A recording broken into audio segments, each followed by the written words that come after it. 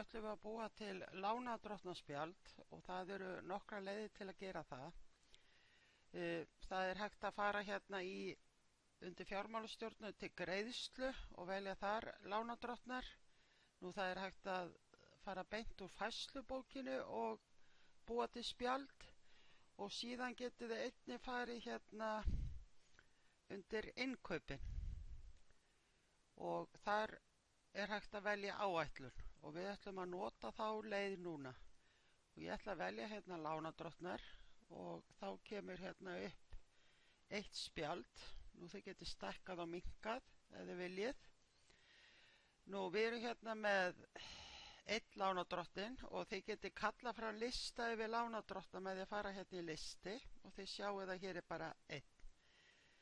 Nú við ætlum þá að stofna nýja lánadrottin og við förum eins og þegar við stofnum viðskiptamannin þá veljum við bara nýtt eða F3 og ég ætla að setja hérna inn eftir myndinni hérna á síðu 17 í kennslubókinni hjá okkur 47 02 78 0139 og það er Harviðaval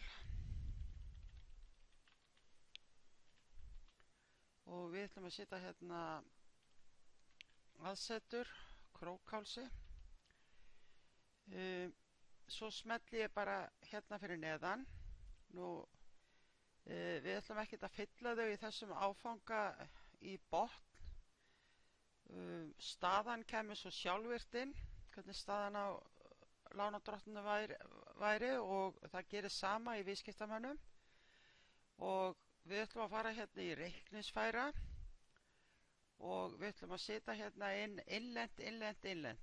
Þið getið opna og sóta eða skrifa hérna bara og svo passið þið að smella fyrir utan. Og þá skulum við kalla fram lista og sjá hvernig staðan er og þá er Harviðaval komið hérna inn.